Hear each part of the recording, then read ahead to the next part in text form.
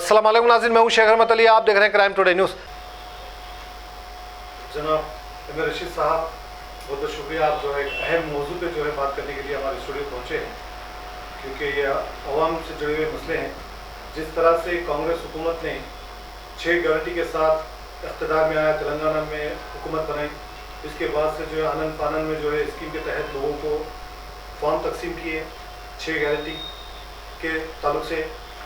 अब ये लग रहा है कि जो फॉर्म से जो लोगों ने बड़ी तेज़ी से काम धंधे छोड़कर जो है ये फॉर्मों को फिल किया था, भरा था, लेकिन अब वो कच्चे कुंडी में नज़र आ रहे हैं। कई एक वीडियो भी वायरल हो रही थी, कई एजेंटों के पास, कुरियर भाई के पास, इस तरह से ये फॉर्म जा रहे हैं। तो इसको आप क्या समझते हैं? क्या ये हुकूमत संजीदा तरीके से काम कर रही है, ये करने के इरादे से काम कर रही है, या फिर अवाम को धोखा देने की नया एक खेल? आज जो है मैं सबसे पहले क्राइम टुडे के माध्यम से मैं आप सबके सामने आना हुआ है। मकसद ये है कि अभी आपने अच्छा सवाल किया कि देखिए, अभया हस्तम के नाम पे जो गवर्नमेंट आई है, रेवंत रेड्डी हमारे जनाब चीफ मिनिस्टर ने अभया हस्तम के नाम से जो फॉर्म दी, और वो फॉर्मों को जो है आवाम इस तरह से, जबकि पुलिस के डंडे भी खाकर लाइन में ठहर के लेडीज़ जो है फॉर्म भरने का काम करे। जो कई लोग आए, लेडीज़ आवाम भी आए, कई सारे लोग आए। मैंने खुद जो है जायज़ा लिया जाकर कहीं जगहों पे, कमेटी हॉल्स पे, कहीं गवर्नमेंट ऑफिसर्स के पास जो काउंटर लगा के जीएचएमसी वाले ने बैठे। अब वहाँ पे अभया हस्तम का जो मुद्दा था 6 गारंटी का, उसमें एक, चलिए मान लेते हैं, एक जो है बसों का उसने कर दिया।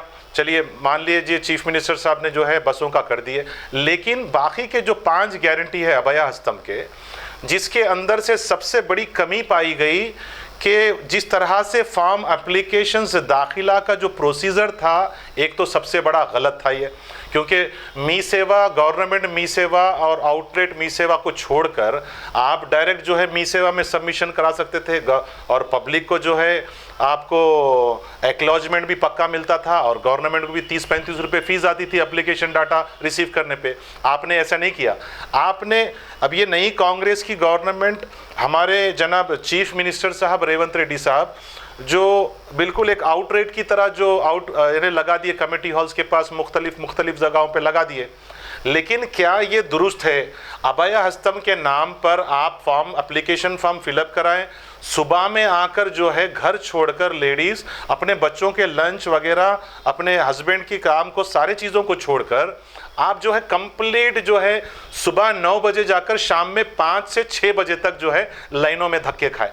चलिए मान लेते हैं, चलिए अभय हस्तम का अगर काम हुआ तो ठीक है, लेकिन यहाँ पर हमने देखा कि कई जगहों पे होम डिलीवरीज और स्विगी, जोमेटोस और मुख्तलिफ दुकानों पे, और जो ज़ेरॉक्स की दुकानों पे वही अभय हस्तम के फॉर्म्स जो फ़ोटो लगाकर एप्लीकेशन फॉर्म सबमिट किए गए, सोशल मीडिया में चल रहा है कि वो रद्दी पेपर कचरे के ढिगारों में, कचरे के कुंडी में पाए गए।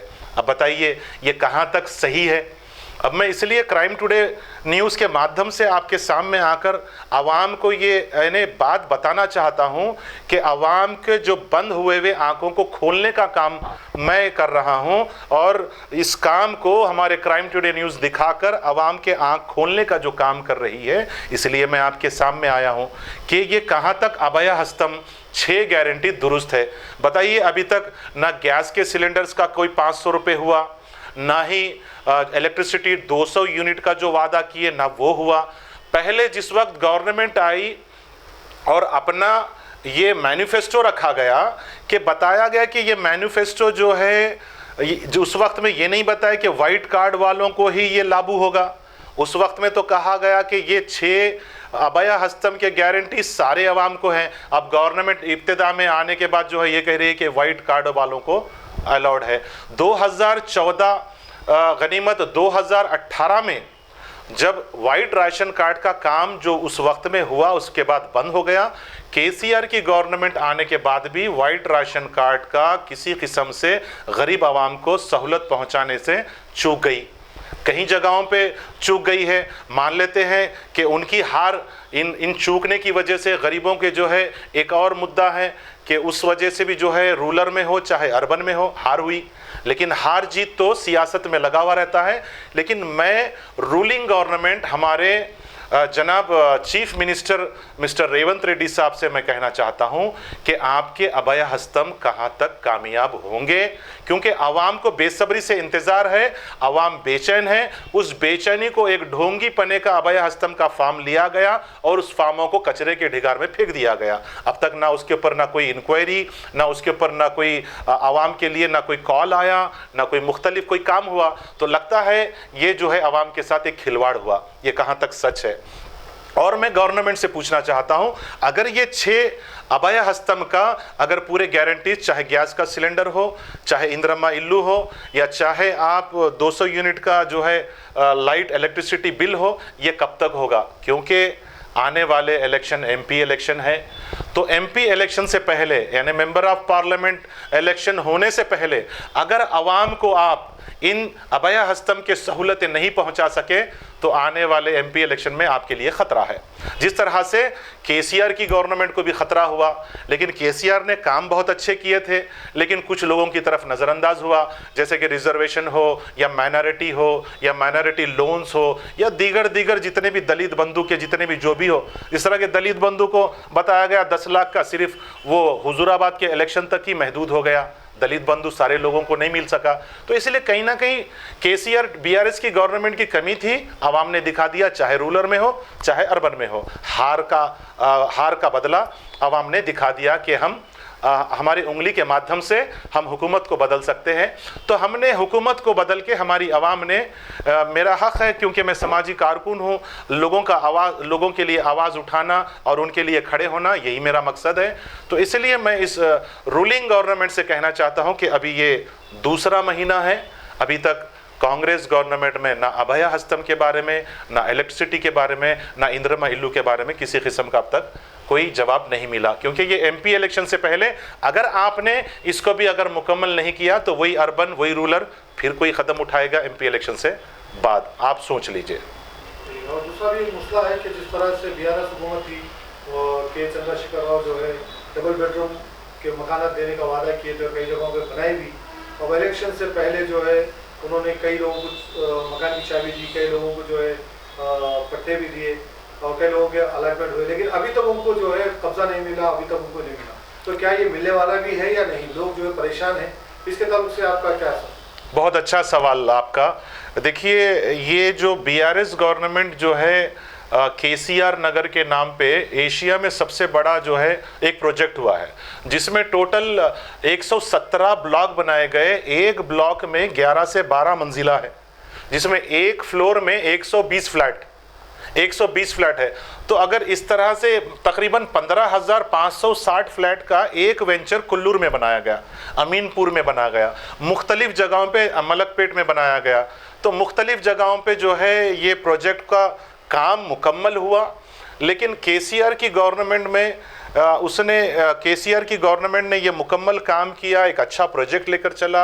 एक गरीबों को जो है, जो बेघर है, जो किराए से परेशान है, जो बिल्कुल ज़रूरतमंद लोगों को जो है आपने बराबर का उनको पट्टे भी बांटने का एक काम किया। पट्टे का भी जो है लोगों को कुल्लूर में बुलाकर मीटिंग अटेंड कर पट्टे वगैरह भी दिए। लेकिन आपने पट्टे देने का काम किया, लेकिन आज तक भी कुल्लूर के हो या अमीनपुर का हो या कहीं कर की दीगर 2 BHK जो गवर्नमेंट पॉलिसी के जो डबल बेडरूम हॉल का जो पॉलिसी है, आज तक बड़ा प्रोजेक्ट जितने हुए गरीब आवाम के हाथ में अभी तक वो फ्लैट की पोजीशन नहीं आई।